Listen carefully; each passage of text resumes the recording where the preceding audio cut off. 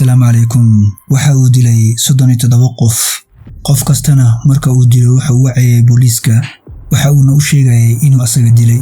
Dilaagani waxa uu aaminsanaa in dadka uu dilo ay aakhir u noqon doonaan adoomo marka uu dhinto. Dilaagani waxa uu dilka bilaabay December 20keedii 1968 kaasoo uu ku dilay wiil gabar dhigtay dugsiga sare kuwaasoo ahaa lamaane. dilkiisii labaad waxa uu geystay 4 July 1969 waxa uu sidoo kale weeraray lamaane kuwaasoo wada saarnaa baabuur kuwaasoo parking ku jiray uuna dul yimid waxa uu ku tiriyay xabad.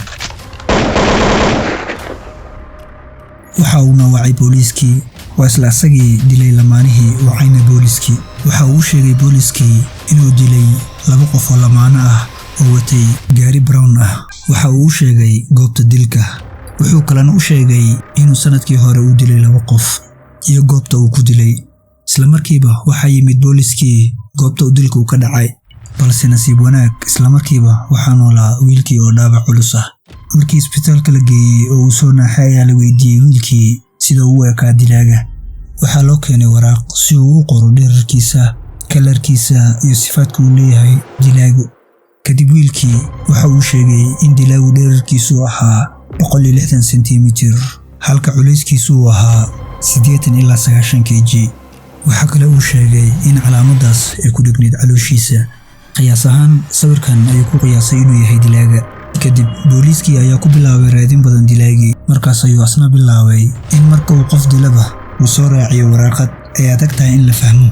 mararka qaar waxa uu soo diri jiray waraaqad aan la fahmaynin, marna waxa uu soo diri jiray kuwa la fahmayo. waraaqadaha qaar oo la fahmayo waxa ku qornaa waan ogahay waxaad rabtaan inaad ugu xirtaan qol ciriiri ah kadibna aad idishaan. anigu haddaad idishaan waxaan aadayaa heaven oo uu la jeedo micnaheeda janno ayaan galayaa. dad ii shaqeeyana way iga horeeyaan kuwaasoo uu la jeedo dadkii uu horay u dilay. markii uu arkay in booliiskii ay aad u raadinayaan ayaa waxa uu u diray waraaqad taasoo ku qorneed inuu layn doono arday badan oo dhigatay iskuulada magaaladan haddii aysan raadinta badan ka dayn. dilaagani ayaa laayay dad gaaraya 37 qofood. dadkii magaalada ku noolaana waxa soo wajahay cabsi fara badan.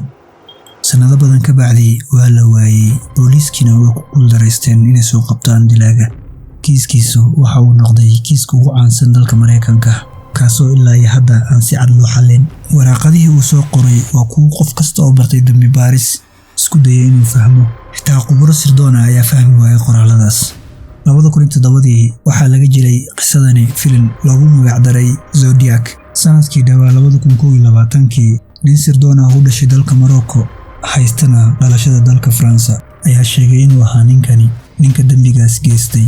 ninkani oo dhintay 2010 kaasoo dambi geystay lana xiray laakiin weli la isku raacin inuu yahay dilaaga saxda ah.